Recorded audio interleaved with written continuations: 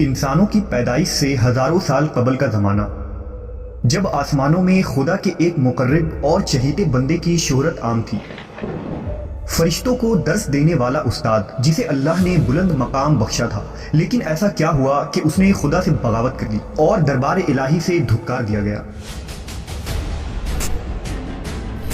حضرت آدم علیہ السلام کی پیدائش سے قبل آسمانوں پر دو قسم کے مخلوق رہتی تھی، ایک نوری اور دوسری ناری۔ نوری مخلوق نور سے پیدا کیے گئے تھے جسے ملائکہ یا فرشتہ کہا جاتا ہے۔ یہ دن رات عبادت الہی میں مصروف رہا کرتے تھے اور ان کے یہاں نہ عورتیں ہوتی تھیں اور نہ ہی ان کی نسل چلتی تھی۔ دوسری مخلوق ناری یعنی جنات تھے جو آگ سے پیدا کیے گئے ہیں۔ ان کی عورتیں بھی ہوتی تھیں اور ان کی نسل بھی خوب پھیلتی تھی۔ خدا نے انہیں اپنی حمد و ستائش کرنے کے لیے بنایا تھا۔ یہ سب اللہ کے آسمانی لشکر تھے۔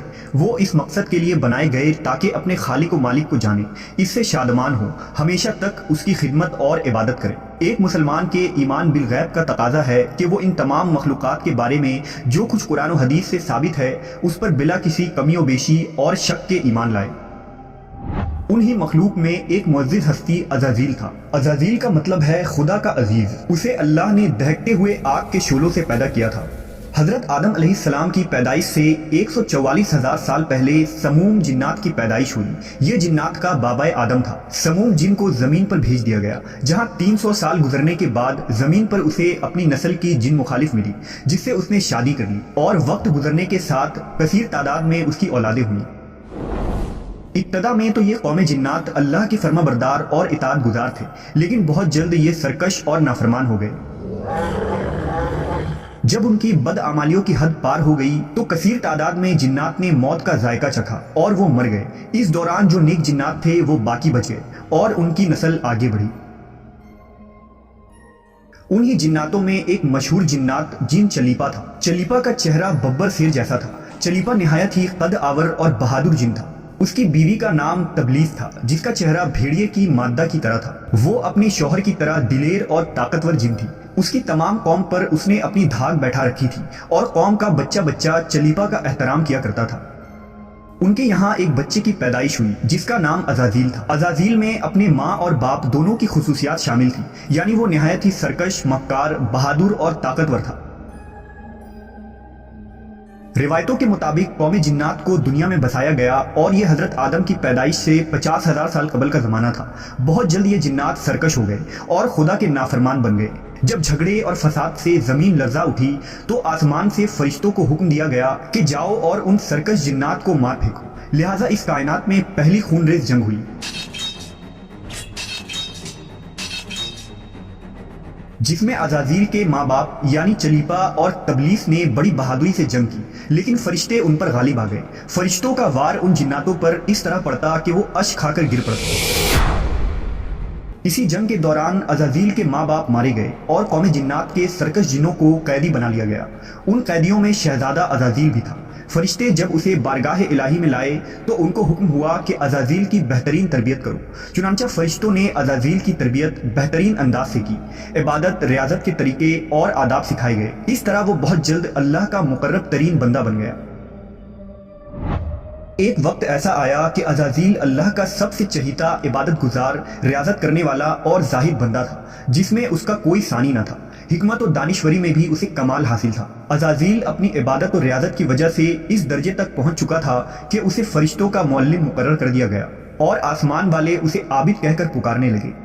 حضرت کعب بن احبار کا بیان ہے کہ عزازیل 40,000 برس تک جنت کا خزانچی تھا، 80,000 برس تک فرشتوں کا ساتھی رہا، 20,000 سال تک فرشتوں کو واز سناتا رہا۔ جس ممبر پر بیٹھ کر عزازیل فرشتوں کو درس دیا کرتا تھا، اسی ممبر کے نیچے حضرت جبرائیل، میکائیل، اسرافیل اور اسرائیل علیہ السلام بیٹھ کر اس کی درس و تدریس سنا کرتے تھے۔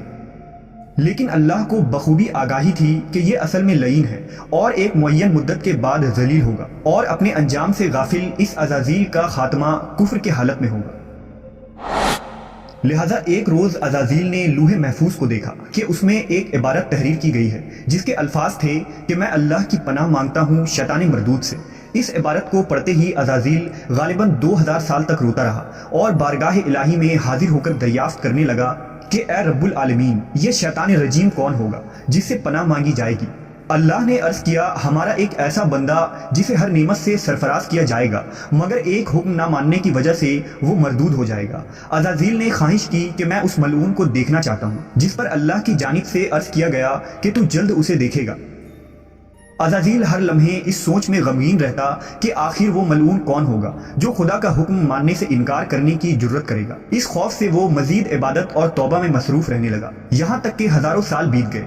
جب ایک روز عزازیل کو معلوم ہوا کہ اللہ تعالیٰ ایک نئی مخلوق پیدا فرما رہے ہیں جس کے لیے دنیا کے ہر کونے سے مٹی لائی گئی ہے، اللہ تبارک و تعالیٰ نے حضرت آدم کے پتلے کو اپنے دست قدرت سے پیدا فرمایا اور یہ بغیر روح کے 40 سال تک اسی حالت میں پڑا رہا۔ فرشتے جب اس کے پاس سے گزرتے تو گھبرا جاتے، ان میں سب سے زیادہ گھبرانے والا ابلیس تھا۔ یہ اس کے پاس سے گزرتا تو اسے مارتا، جس کی وجہ سے اس جسم سے ایسی آواز نکلتی جیسے کھنکھناتی مٹی کی ٹھیکری سے نکلتی ہے۔ اور پھر وہ دن بھی آ گیا جب رب العالمین نے فرشتوں سے فرمایا کہ میں زمین پر اپنا ایک نائب بنانے لگا ہوں، وہ زمین پر میرے احکام کو نافذ کروائے گا۔ فرشتوں نے عرض کیا اے پاک پروردگار، یہ زمین پر فساد برپا کریں گے اور یہ آپس میں خون ریزی کریں گے، جبکہ ہم تو دن رات آپ کی تسبیح کرتے رہتے ہیں اور آپ کی پاکی بیان کرتے ہیں۔ اللہ نے فرمایا جو کچھ میں جانتا ہوں وہ تم نہیں جانتے۔ پھر اللہ نے حضرت آدم کو تمام چیزوں کے نام سکھا دیے اور انہیں فرشتوں کے سامنے پیش کرتے ہوئے فرمایا اگر تم سچے ہو تو مجھے ان کے نام بتاؤ۔ انہوں نے کہا تو پاک ہے، ہم تو اتنا ہی جانتے ہیں جتنا تو نے ہمیں بتایا ہے، بے شک تو بڑے علم و حکمت والا ہے۔ پھر اللہ نے فرمایا اے آدم ان چیزوں کے نام بتا دو۔ پھر حضرت آدم نے انہیں نام بتا دیے تو فرمایا کیا میں نے تمہیں نہیں کہا تھا کہ میں آسمانوں اور زمین کی چھپی ہوئی چیزیں جانتا ہوں، اور جو تم ظاہر کرتے ہو اور جو تم چھپاتے ہو۔ پھر فرشتوں کو حکم دیا گیا کہ آدم کو سجدہ کرو، لہٰذا انہوں نے سجدہ کیا مگر عزازیل نے سجدہ سے انکار کیا۔ اللہ نے فرمایا تجھے سجدہ کرنے سے کس چیز نے منع کیا جبکہ میں نے تجھے حکم دیا؟ وہ کہنے لگا میں اس سے بہتر ہوں کہ تو نے مجھے آگ سے بنایا اور اسے مٹی سے بنایا ہے۔ میں ایسا نہیں کہ اس انسان کو سجدہ کروں جسے تو نے سڑے ہوئے کھنکھناتے گارے سے پیدا کیا ہے۔ اللہ نے فرمایا اب تو یہاں سے نکل جا کیونکہ تو مردود ہو چکا ہے اور قیامت تک تجھ پر میری پھٹکار ہے۔ عزازیل نے کہا اے میرے رب مجھے روز محشر تک کی مہلت دے دے۔ فرمایا جا میں نے تجھے متعین وقت کے دن تک مہلت دے دی۔ اس نے کہا مجھے تیری عزت کی قسم میں ان سب کو یقیناً بہکاؤں گا، ان پر حملہ کروں گا، ان کے آگے سے بھی اور پیچھے سے بھی، اور ان کے دائیں جانب سے بھی اور بائیں جانب سے بھی، اور آپ ان میں سے اکثر کو شکر گزار نہیں پائیں گے۔ اللہ نے فرمایا یہاں سے ذلیل و خوار ہو کر نکل جا، ان میں سے جو شخص تیرا کہنا مانے گا میں ان سب سے جہنم کو بھر دوں گا۔ اور یوں بارگاہ خداوندی سے دھتکارے جانے کے بعد عزازیل ابلیس بن گیا۔ اپنی غرور و تکبر اور رونق کی بنا پر اس کی ہزاروں سال کی عبادت و ریاضت ضائع ہو گئی اور اسے عرش سے فرش پر پٹک دیا گیا۔ اسلام کے علاوہ دوسرے مذہبی کتابوں اور عقیدوں میں بھی ابلیس یا عزازیل کا ذکر ملتا ہے۔ یونانی کتابوں میں اسے اپولین اور کتاب مقدس میں لوسیفر یا سیٹن کہا گیا ہے۔ زمانہ قدیم سے ہی ایک منفرد مذہب اور گروہ اس شیطان یا لوسیفر کی پوجا کرتے آ رہے ہیں، جن کا ماننا یہ ہے کہ خدا سے لوسیفر کا بغاوت کرنا بالکل درست تھا۔ وہ عزازیل کو ایک عظیم قوت قرار دے کر خدا کی مخالف میں کھڑا کرتے ہیں اور شیطان کی عبادت کرتے ہیں۔ اس مذہب کے ماننے والوں کو سیٹنسٹ کہا جاتا ہے۔ روایتوں کے مطابق ابلیس کی موت کا وقت اسرافیل کے پہلے اور دوسرے سور پھونکنے کے درمیان کا وقت ہے، جب اسے دی گئی مہلت پوری ہو چکی ہوگی اور وہ ذلیل و خوار ہو جائے گا۔ قرآن مجید کے مطابق روز حشر خدا کے فیصلے کے بعد ابلیس اپنے پیروکاروں سے اعلان برات کرتے ہوئے کہے گا کہ تم اپنے گناہوں کے خود ذمہ دار ہو۔ نیز وہ کہے گا کہ خدا نے تمہیں سچا وعدہ دیا تھا اور میں نے جو وعدہ تمہیں دیا تھا میں اس کی مخالفت کرتا ہوں۔ مجھے تم پر کسی قسم کا کوئی تسلط حاصل نہیں تھا سوائے اس کے کہ میں نے تمہیں بلایا اور تم نے میری پکار پر لبیک کہا۔ بس مجھے ملامت نہ کرو، اپنے آپ کو ملامت کرو۔ اب میں تمہارا فریاد رس نہیں ہوں اور نہ تم میری فریاد رس ہو سکتے ہو۔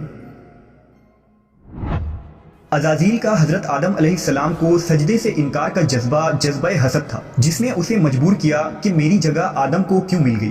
یہ اس کا جذبہ تکبر اور غرور تھا کہ میں سب سے اعلیٰ ہوں۔ یہ صرف اس ایک سجدے کے انکار کی بات نہیں تھی، بات اطاعت سے سرکشی کی تھی۔ ابلیس نے دل میں خود کو رب مان لیا تھا۔ اس شرک عظیم کے نتیجے میں ابلیس تا قیامت رسوا اور لعنتی ٹھہرا اور اولاد آدم کو بھٹکانے کے لیے آزاد قرار پایا۔